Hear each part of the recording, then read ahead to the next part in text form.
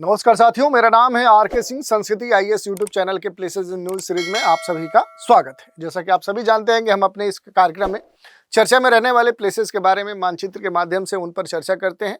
तो इसी क्रम में आज हम जिस प्लेस की चर्चा करने वाले हैं वो है यूनान, यानी कि जिसे पहले यूनान कहते थे, आज वो ग्रीस कहलाता है, ग्रीक कहलाता है। तो इसी की आज हम चर्चा करने वाले हैं, क्योंकि इस समय ये प्लेस बड़ा चर्चा में, यानी ये जो देश है ये खास तौर पे चर्चा का विषय बना हुआ है। तो पहले देखेंगे कि चर्चा में क्यों है, और फिर इससे जुड़ी हुई जो भी महत्वपूर्ण अवस्थितियां हैं, जो लोकेशन है, उन पर एक एक करके हम बात करेंगे। चलिए पहले न्यूज की बात कर लेते हैं कि आखिर ग्रीस जो है ये क्यों चर्चा में है। अगर हम ग्रीस की बात करें तो दुनिया में जो ग्रीस है ये प्राचीनतम देशों में आता है, जिसके भारत के साथ संबंध काफी पुराने रहे। वर्तमान समय में भी देखेंगे तो ये जो देश है ये भारत के लिए बड़ा अहम हो जाता है। जो यूनान है, ग्रीस है, ये विश्व मानचित्र पर अपनी स्थिति के कारण, अपनी स्ट्रेटेजिक लोकेशन के कारण भी देखें तो महत्वपूर्ण है। और भारत के दृष्टिकोण से देखें तो भारत के लिए यूरोप के प्रवेश द्वार के रूप में ये काम कर सकता है। तो आज ग्रीस और भारत की चर्चा करेंगे कि आखिर क्यों ग्रीस भारत के लिए महत्वपूर्ण है, और इससे जुड़ी हुई जो भी महत्वपूर्ण बातें हैं उन पर हम चर्चा करेंगे। अगर हम बात करें तो लगातार ये चर्चा में है, क्योंकि ये कहा जा रहा है कि दुनिया में भारत का जो कद है वो लगातार बढ़ रहा है। अभी हाल ही में देखें तो भारत ने अमेरिका के साथ एक बड़ी ट्रेड डील की, फिर यूरोपीय संघ के साथ एक बड़ी डील की, और अभी देखा जाए तो अब यूनान के साथ डिफेंस के स्तर पर सहयोग बढ़ाने को लेकर एक बड़ा समझौता होने की बात की जा रही है। देश की राजधानी नई दिल्ली में भारत और ग्रीस मंत्री स्तरीय जो बैठक है वो हुई, और इस बैठक के दौरान ही रक्षा सहयोग पर विशेष तौर पे जोर दिया गया है। भारत के जो रक्षा मंत्री हैं राजनाथ सिंह और ग्रीस के जो रक्षा मंत्री हैं निको रेंडियास, इन दोनों के बीच में द्विपक्षीय वार्ता संपन्न हुई, संयुक्त सेवा स्टाफ वार्ता थी, और समुद्री अभ्यास को लेकर, सैन्य प्रशिक्षण को लेकर, रक्षा उद्योग से जुड़े हुए जो विभिन्न पहलू थे उन पर खास तौर पे बात ये देखने को मिली। तो समुद्री अभ्यास, सैन्य प्रशिक्षण, रक्षा उद्योग पर जो सहमति है वो दोनों देशों ने जताई है, और दोनों देशों ने रक्षा औद्योगिक सहयोग को सुदृढ़ करने के लिए एक संयुक्त घोषणा पत्र पर हस्ताक्षर भी किए। इस मौके पर देखेंगे तो रक्षा उद्योग और स्टार्टअप जो प्रतिनिधि हैं उनकी भी उपस्थिति महत्वपूर्ण थी, और इस कारण से देखें तो अब ये जो देश है ये एग्जाम के दृष्टिकोण से महत्वपूर्ण हो जाता है। इसके बारे में आपसे प्रश्न पूछे जा सकते हैं और पूछे जाएंगे। तो थोड़ा सा इसके बारे में बेसिक जानकारी हम देखेंगे कि आखिर दुनिया में ये कहाँ पर एग्जिस्ट करता है ये देश। तो इसकी लोकेशन अगर हम देखना चाहें, यानी भौगोलिक दृष्टिकोण से अक्षांशीय और देशांतरी जो इसकी अवस्थिति है वो अगर हम फिक्स करना चाहें तो देखिए, अगर हम बात करेंगे कि आखिर ये देश कहाँ पर देखने को मिलेगा, तो यूरोप महाद्वीप में जाएंगे तो ये देखिए यहीं पर जो भूमध्य सागर है उसके ठीक ऊपर आप देखिए यहाँ पर ये देश आपको देखने को मिल जाएगा। अब थोड़ा सा इसकी अक्षांशीय और देशांतरी जो अवस्थिति है उस पर हम बात करेंगे तो देखिए ये कर्क रेखा है, और कर्क रेखा से ये उत्तर में इसकी अवस्थिति है। तो ये किस गोलार्ध में है, तो ये उत्तरी गोलार्ध का एक महत्वपूर्ण देश हो गया, जो कहाँ पर है, यूरोप का देश है। इधर अगर देखेंगे तो ये प्राइम मेरिडियन यानी 0 डिग्री देशांतर रेखा है, इसके ये पूरब है। तो ये इसकी अक्षांशीय स्थिति हो गई उत्तरी गोलार्ध, और देशांतरी स्थिति हो गई पूर्वी गोलार्ध। तो ये क्या हो गया, इसका हमने फिक्स कर दिया लोकेशन। दूसरी बात देखिए, ये सबसे महत्वपूर्ण इसलिए हो जाता है कि देखिए इधर क्या है, इधर आपको यूरोप देखने को मिल रहा है, इधर देखिए तो आपको अफ्रीका इधर देखिए तो आपको एशिया देखने को मिल रहा है, और इधर आप देखेंगे तो अफ्रीका देखने को मिल रहा है। तो यहाँ पर 3 कंटिनेंट आपको देखने को मिलेंगे, और इसकी जो अवस्थिति है जहाँ पर यूरोप, इधर से एशिया, इधर से अफ्रीका, ये तीनों जहाँ पर मिल रहे हैं, इसका जो एक तरह से मीट पॉइंट है, जो मिलन बिंदु है, उसी पर ये अवस्थित एक महत्वपूर्ण देश माना जाता है। और इस देश की जो सीमाएं हैं ये कई सारे देशों से लगती हैं। ये कई बार आपसे पूछा जाता है कि इस देश से जुड़ी हुई सीमावर्ती जो सीमा है वो किन देशों से लगती है। तो देखिए यहाँ पर अगर आप देखेंगे कि ये जो देश है ये किन किन देशों से अपनी सीमा साझा करता है, तो देखिए ये ग्रीस का क्षेत्र है और ग्रीस के अगर उत्तर पश्चिम में आएंगे तो यहीं पर एक महत्वपूर्ण जो देश है वो आपको देखने को मिलेगा जिसका नाम क्या है, अल्बानिया। तो अल्बानिया की जो सीमा है वो किससे लगती है, तो वो ग्रीस से लगती है। यहीं पर देखिए जो मैसेडोनिया है, मैसेडोनिया में भी क्या है, नॉर्थ मैसेडोनिया, ये ग्रीक के या ग्रीस के अगर उत्तर में जाएंगे तो यहीं पर उत्तरी जो मैसेडोनिया है उसकी जो सीमा है वो किससे लगती है, वो ग्रीस से लगती है। तो दो देश हो गए, एक अल्बानिया हो गया, दूसरा उत्तरी जो मैसेडोनिया है उसकी सीमा इससे लगती है। तीसरा देश देखिए यहीं पर इसके उत्तर पूर्व में देखेंगे तो एक और देश आपको देखने को मिलेगा, बुल्गारिया। तो बुल्गारिया की भी जो सीमा है ये ग्रीस से लगती है। तो तीन देश हो गए और यहीं पर आपको एक और देश देखने को मिलेगी, ये चौथा देश है तुर्की। तो तुर्की की भी सीमा किससे लगती है, ग्रीस से। तो ये चार जो देश हैं वो अपनी सीमा इस देश से साझा करते हैं, ये आपसे पूछ सकता है। और देखिए यहाँ पर आप लोकेशन देखेंगे तो आपको ये नहीं लगेगा कि जो तुर्की है ये ग्रीस से अपनी सीमा साझा करता है। तो इस पर आपके प्रश्न बन सकते हैं। अब देखिए यहाँ पर अगर हम जो भी मुख्य रूप से जो सीमावर्ती क्षेत्र हैं, यहाँ पर महत्वपूर्ण जो सागरी क्षेत्र हैं उनकी अगर हम बात करें तो देखिए यहीं पर इसके एक तरह से देखिए दक्षिण पूर्व में देखेंगे तो यहाँ पर जो एजियन सागर है, इस सागर की जो अवस्थिति है ये आपसे पूछी जा सकती है। पश्चिम में देखेंगे तो यहीं पर इसके आयोनियन जो सागर है वो आपको देखने को मिल सकता है। तो इसकी महत्वपूर्ण अवस्थिति यहाँ पर आपको देखने को मिल जाती है। और यहाँ पर देखिए इस बड़े क्षेत्र को, ये हो गया आपका भूमध्य सागर। तो दक्षिण में आप देखेंगे तो इस देश के दक्षिण में कौन सा सागर आपको देखने को मिल रहा है, तो भूमध्य सागर की जो अवस्थिति है वो आपको देखने को मिल जाती है। तो ये कुछ महत्वपूर्ण जो जलीय क्षेत्र हैं उनकी हमने चर्चा कर ली। अब देखिए अगर हम भौगोलिक विशेषताओं की बात करें कि जो ग्रीक है इसकी जो भौगोलिक विशेषता है वो क्या है, अगर इसके भू आकृतिक संरचना की बात करें तो अगर हम, आप देखिए ये मैप पे आप देख सकते हैं जो पूरा ग्रीस का जो क्षेत्र है इसको दर्शाया गया है। और इस देश की लगभग 80% जो क्षेत्र है, अगर आप देखेंगे कि लगभग 80% जो क्षेत्र है वो क्या है, वो पर्वतीय भूभाग के रूप में जाना जाता है। वो क्या है, वो पर्वतीय भूभाग है। यानी कि 20% जो क्षेत्र है, जो एरिया है वो प्लेन है। और इसी कारण से कहा जाता है कि जो ग्रीस है ये यूरोप का एक ऐसा देश है जो सबसे अधिक क्या है, ये पर्वतीय है। कई बार ये पूछा गया है कि यूरोप का सबसे अधिक पर्वतीय भूभाग रखने वाला देश कौन सा है, तो वो कौन सा है, वो ग्रीस है। और इसकी जो तटरेखा है, आप देखिए इसकी एक लंबी तटरेखा है जो भूमध्य सागर, आयोनियन सागर, एजियन सागर से लगती है। तो वो लगभग आप देखेंगे कि इसकी जो तटरेखा है, अगर ग्रीस की बात करेंगे तो ग्रीस की जो तटरेखा है वो कितनी है, एक लंबी तटरेखा है। लगभग आप देखेंगे 13,667 किलोमीटर लंबी तटरेखा इसके पास है, क्योंकि बहुत तरह के जो द्वीप हैं वो भी इसकी सीमा में आते हैं। जैसे आप देखेंगे इधर देखिए ये क्रीट, ये देखिए बहुत सारे जो द्वीप हैं। और ग्रीस में आप देखेंगे तो 1500 से भी अधिक कहा जाता है कि इस देश में द्वीप शामिल है, जिनमें सबसे बड़ा जो द्वीप माना जाता है वो सी ऑफ जो क्रेट है। ये देखिए ये जो लोकेशन है सी ऑफ क्रेट, यहाँ पर जो क्रेट सागर है यहीं पर आपको देखने को मिलेगा क्रेट। ये जो क्रेट कहिए या फिर कह सकते हैं जो क्रीट आइलैंड है वो आपको देखने को मिल जाएगा दक्षिण में, मेडिटेरियन सी में इसकी अवस्थिति आपको देखने को मिल जाती है। तो ये सबसे महत्वपूर्ण लोकेशन है, ये बड़े आइलैंड में ये शामिल किया जाता है। इसके अलावा देखेंगे तो बहुत सारे और भी आइलैंड हैं, उनको भी आप देख सकते हैं। तो ये यहाँ का मेजर हमने देख लिया। यहाँ पर कई सारे आप द्वीप देखेंगे, जैसे देखिए साइक्लेड्स है, डोकेनिज है, आप मैप में देख सकते हैं कि ये सारे जो आइलैंड हैं ये इनके नाम यहाँ पर दिए गए हैं, जिसमें सबसे बड़ा जो आइलैंड था वो क्रीट आइलैंड था। तो ये हमने देख लिया।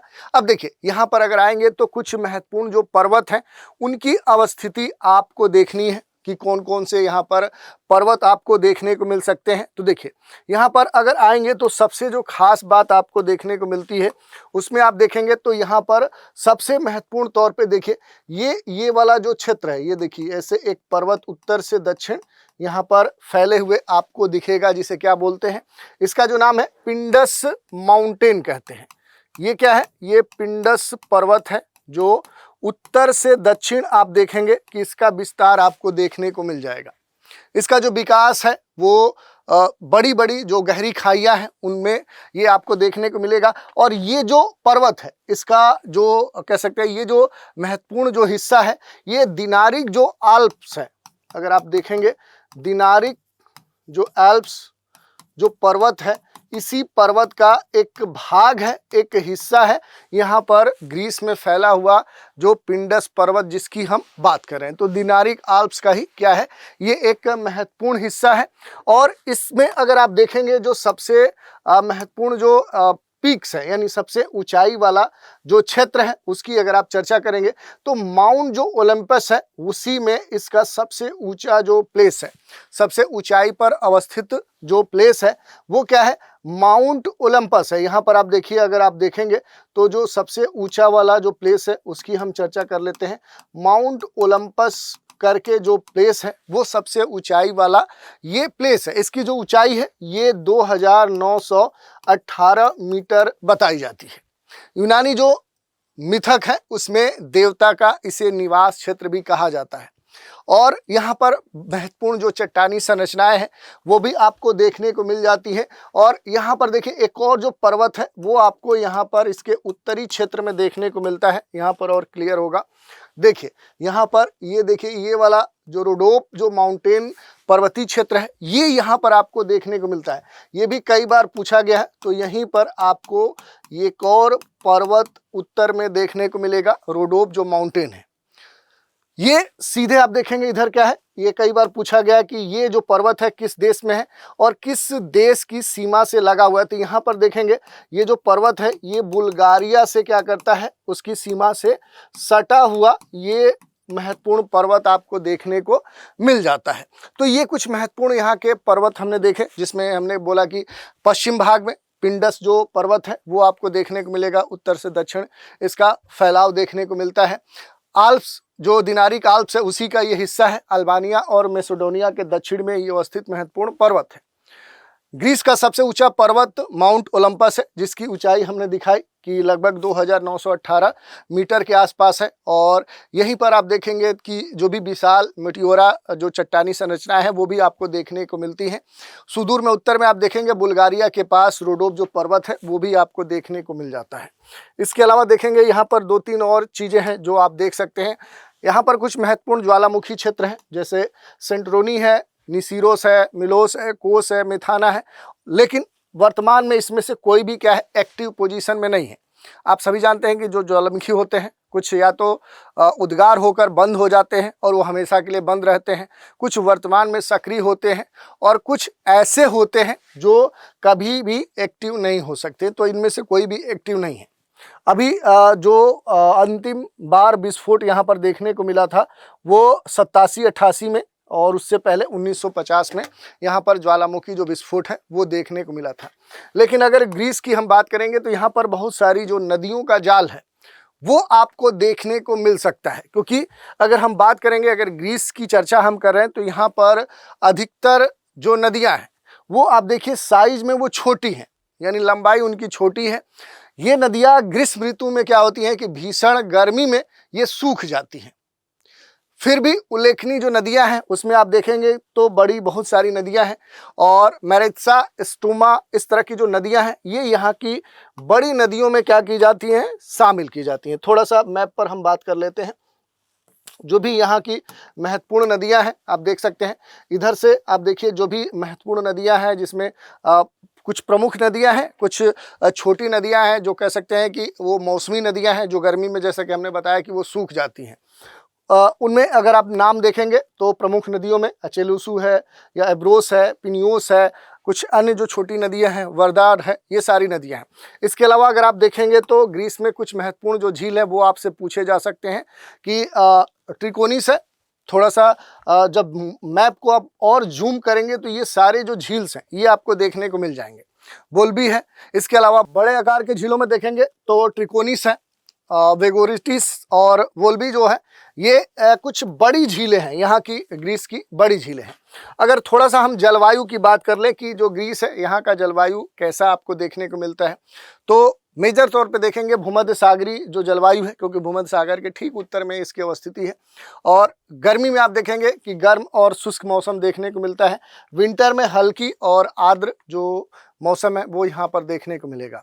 दूसरी बात देखिए, अगर थोड़ा सा ग्रीक के बारे में और हम जानकारी लेना चाहें तो दुनिया के सबसे पुराने जो बसे हुए शहर हैं उनमें शामिल किया जाता है, उन देशों में ग्रीस है। और यहाँ महत्वपूर्ण तौर पे देखेंगे कि महत्वपूर्ण जो बंदरगाह है उसमें आप देखेंगे सबसे महत्वपूर्ण जो पिरियस बंदरगाह है वो सबसे खास माना जाता है। तो ये दुनिया के सबसे पुराने जो महत्वपूर्ण बसे जो शहर हैं उनमें ग्रीस की जो राजधानी है उसे माना जाता है, क्योंकि एथेंस जो है वो क्या है, वो ग्रीस की राजधानी है। और एथेंस अक्सर आपने मूवी या स्टोरीज में सुना होगा, क्योंकि ये जो राजधानी है ये ग्रीस का सबसे बड़ा क्या है, ये सिटी है, सबसे बड़ा शहर है। और उसके अलावा प्रशासनिक, सांस्कृतिक और आर्थिक केंद्र का सबसे महत्वपूर्ण केंद्र है। ये दक्षिण पूर्वी यूरोप को सबसे बड़े जो आर्थिक केंद्र हैं उन केंद्रों में से एक है। और एथेंस में स्थित जो पिरियस बंदरगाह है वो दुनिया का दूसरा और सबसे बड़ा यूरोप का बंदरगाह भी माना जाता है। तो ये भी कुछ महत्वपूर्ण तथ्य हैं जिनको आप देखना चाहें तो देख सकते हैं। अगर नेचुरल रिसोर्स की बात करें तो पेट्रोलियम, लिग्नाइट, बॉक्साइट, मैग्नेटाइट, संगमरमर, जल विद्युत जैसे महत्वपूर्ण कह सकते हैं कि संसाधन ग्रीस में देखने को मिल जाते हैं। तो ये पूरा मैप हमने देखा। और अगर हम थोड़ा सा भारत और ग्रीस के संबंधों की बात करें, क्योंकि न्यूज़ इसी कारण से ये चर्चा में है, तो रक्षा और सामरिक सहयोग के दृष्टिकोण से ये महत्वपूर्ण माना जा रहा है, क्योंकि संयुक्त जो सैन्य अभ्यास है, नौसैनिक जो सहयोग है उस पर बातचीत हुई है, रक्षा उद्योग टेक्नोलॉजी पर बातचीत हो रही है। और इसका एक बड़ा कह सकते हैं कि भू राजनीतिक महत्व भी है। क्यों? क्योंकि अगर हम ग्रीस की बात करें तो अभी कुछ समय पहले यूरोपीय यूनियन के साथ एक बड़ा डील हुआ। तो यूरोपीय यूनियन या यूरोप में जाने का एक महत्वपूर्ण प्रवेश द्वार है, भूमध्य सागर में प्रवेश द्वार के तौर पे ग्रीस मौजूद है। और भारत इंडो पैसिफिक शक्ति के दृष्टिकोण से देखें तो भारत के लिए जो ग्रीस है वो सबसे महत्वपूर्ण हो जाता है। इसके अलावा देखेंगे जो ग्रीस है और जो टर्की है, दोनों के बीच में जो तनाव है, तो एक भू राजनीतिक समीकरण के दृष्टिकोण से देखें तो ग्रीस जो है वो भारत के लिए अहम हो जाता है। आर्थिक और कनेक्टिविटी के आधार पर देखें तो इंडिया मिडिल ईस्ट यूरोप जो इकोनॉमिक जो कॉरिडोर है, जिसे क्या बोलते हैं हम, IMEC बोलते हैं। इस कॉरिडोर में जो भी संभावित भूमिका है ग्रीस की, क्योंकि इसमें शिपिंग जो पोर्ट है, लॉजिस्टिक जो सहयोग है वो कौन प्रदान कर रहा है, तो वो ग्रीस प्रदान कर रहा है। तो इस कारण से भी भारत के लिए ग्रीस महत्वपूर्ण हो जाता है। और सांस्कृतिक संबंध तो काफ़ी पुराने हैं ग्रीस के साथ। प्राचीन जो सभ्यताएं हैं, लोकतंत्र, दर्शन की जो साझा विरासत है वो भारत और आप देखेंगे ग्रीस के बीच में काफ़ी पुरानी रही हैं। और इसी कारण से आप देख सकते हैं कि महत्वपूर्ण भी हो जाता है ग्रीस भारत के लिए। जैसा कि हमने बताया कि ग्रीस की जो अवस्थिति है स्ट्रेटेजिक है, ये उस जगह अवस्थित है जहाँ से भारत के लिए यूरोप में प्रवेश करना आसान हो सकता है।